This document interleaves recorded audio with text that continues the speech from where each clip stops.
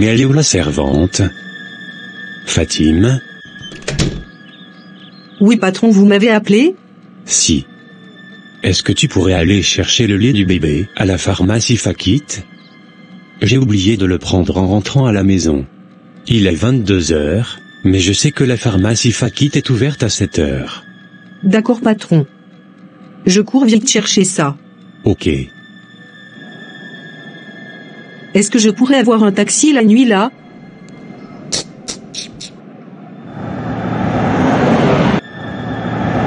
Taxi? Taxi? Taxi? Enfin, un qui s'arrête. Bonsoir monsieur, à la pharmacie Fakit, s'il vous plaît. Merci. Mais madame, il est 22 heures, et vous êtes dehors à cette heure tardive. Vu toutes ces agressions faites sur les femmes ces derniers temps, votre mari ne pouvait-il pas faire cette course? Je ne suis pas encore mariée, je suis servante chez des Libanais. Et mon patron m'a demandé d'aller chercher le lait pour le bébé. C'est à cause de simple lait que vous êtes dehors à cette heure? Waouh! Et ils n'ont pas de voiture? Si, ils ont 2 voitures, pour madame et pour monsieur, et même une moto. Avec tout ça, c'est vous qu'on envoie? Waouh! Il y a des gens qui sont vraiment méchants. Non, c'est ça l'aventure. Vraiment, ces Libanais que nous accueillons comme des rois dans nos pays africains, nous malmènent chez eux, il faut que ça cesse. Sinon... C'est pas grave. C'est le destin que Dieu m'a réservé peut-être. Jamais. Dieu ne peut pas vous réserver un tel destin. Être esclave chez ces gens.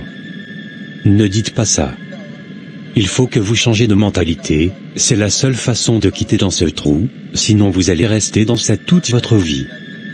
Dieu a de bons projets pour nous ses enfants, mais c'est notre mentalité qui nous maintient dans des chaînes. Mais où aller? Dans mon pays, il n'y a pas de travail.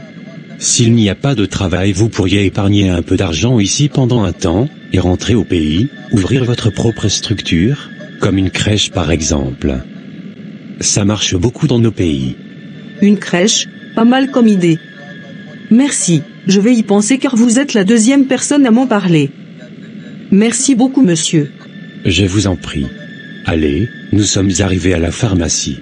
Merci. Voici votre argent. Je vous attendrai pour vous reposer.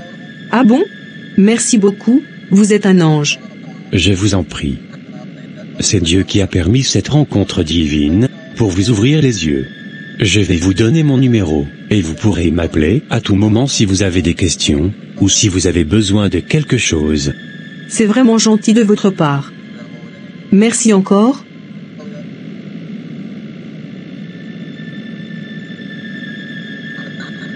Bon, ils sont tous endormis. Je dois faire des recherches sur tout ce que le taximètre m'a dit. Je dois tout savoir sur comment lancer sa propre crèche.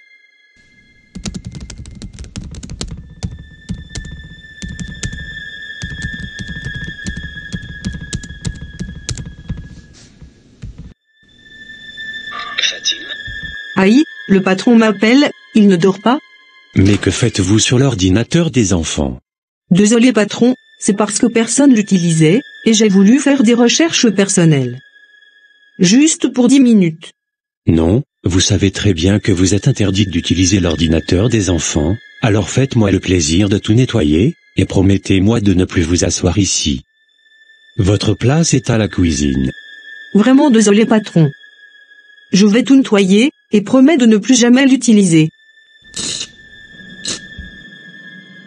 Mon mari m'a informé que hier, tu utilisais l'ordinateur des enfants sans notre permission, et voici qu'aujourd'hui, je te trouve ici en train de boire dans le même verre dans lequel ma famille et moi buvons. Ne t'ai-je pas interdit d'utiliser les assiettes, verres et cuillères de cette maison? Et ne t'ai-je pas aussi interdit de manger les repas que nous préparons dans cette maison, et que c'est dehors que tu devrais manger? As-tu oublié tout ça? Non, désolé, madame, je promets de ne plus le refaire. Je vais nettoyer l'assiette et le verre que j'ai utilisé. Non, tu me jettes tout ça à la poubelle. Et d'ailleurs je vais demander à mon mari d'installer des caméras dans cette maison, parce que tu commences à exagérer. Il y a des assiettes dans le lavabo qui ne sont pas encore lavées, qu'attends-tu? Si c'est ce que je m'apprêtais à faire. Allez, va vite. Seigneur, ta grâce. Je ne peux plus continuer comme ça. Je souffre trop dans ce pays, Père, aide-moi à sortir d'ici.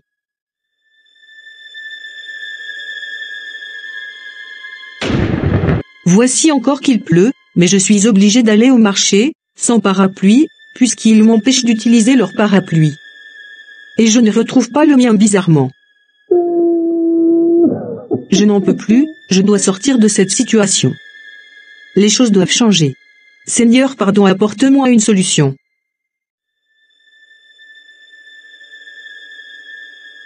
Fatim, aïe, mais tu n'as pas vu mes appels hier? Je t'ai appelé hier nuit jusqu'à fatiguer. Désolé ma chérie, c'est un vrai calvaire là où je travaille. Ah bon? Désolé, alors que se passe-t-il? Mon patron et sa femme me grondent trop, comme si j'étais une gamine. Hier j'ai utilisé une assiette et un verre, et ma patronne m'a demandé de jeter ça, tout simplement parce que j'ai utilisé ça. Comme si moi j'étais un animal sauvage. Ça m'a trop fait mal. Pourquoi me traite-t-il comme si je n'étais pas une personne? Vraiment Yako. Ils en font trop quand même. Ma chère, c'est toujours comme ça chez eux. Ces gens sont méchants de nature.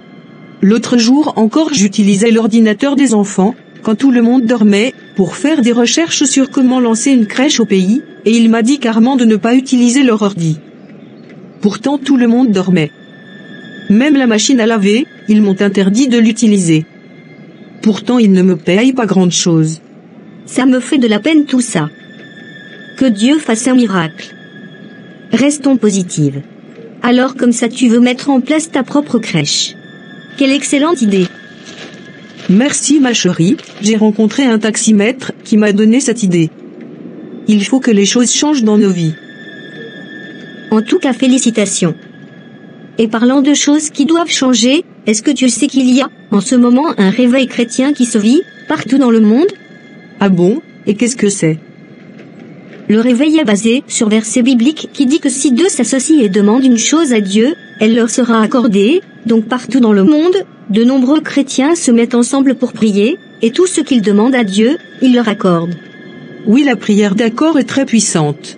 Les prières d'accord, comme tu l'as dit, sont basées sur Matthieu 18 verset 19, où Jésus dit que, si deux personnes s'accordent sur la terre, pour demander une chose quelconque à Dieu notre Père, elle leur sera accordée. Donc c'est au minimum, deux chrétiens, qui doivent s'accorder pour prier sur les mêmes sujets de prière. Alors ça t'intéresse? Waouh! Oui, ça m'intéresse ça. Super. Donc, si tu veux bien, on peut commencer, puisque nous sommes toutes les deux, chrétiennes, et aspirons aux mêmes choses. Oh yes, que ça m'intéresse. On va commencer lundi prochain.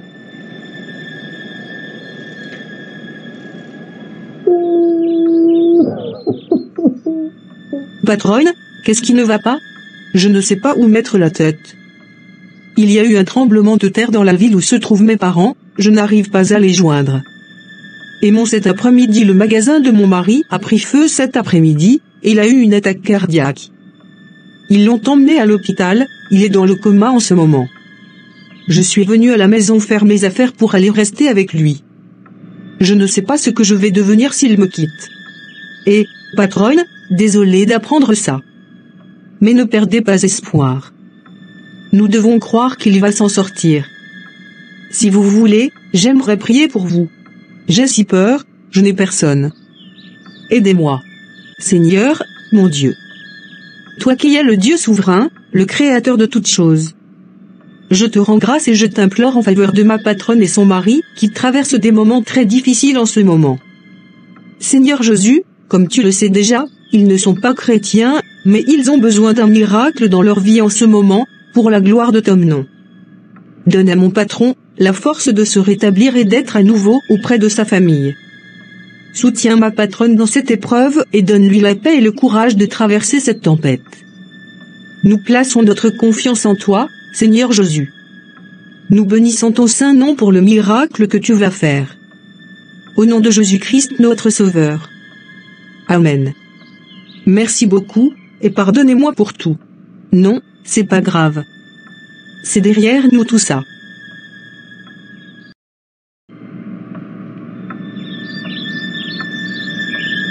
Dieu est amour, et il nous appelle à aimer notre prochain comme nous-mêmes.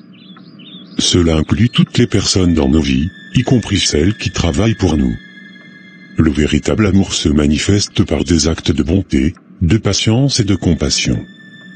Grâce à la prière de la servante, Dieu a fait grâce à sa patronne et son patron, qui a miraculeusement récupéré. En reconnaissant la puissance de Dieu et son intervention divine, le patron et la patronne, et toute leur famille ont décidé de donner leur vie à Jésus, témoignant ainsi que rien n'est impossible à Dieu. La servante, quelques mois après, les a quittés, et rentrée dans son pays, où elle a commencé sa crèche avec son ami.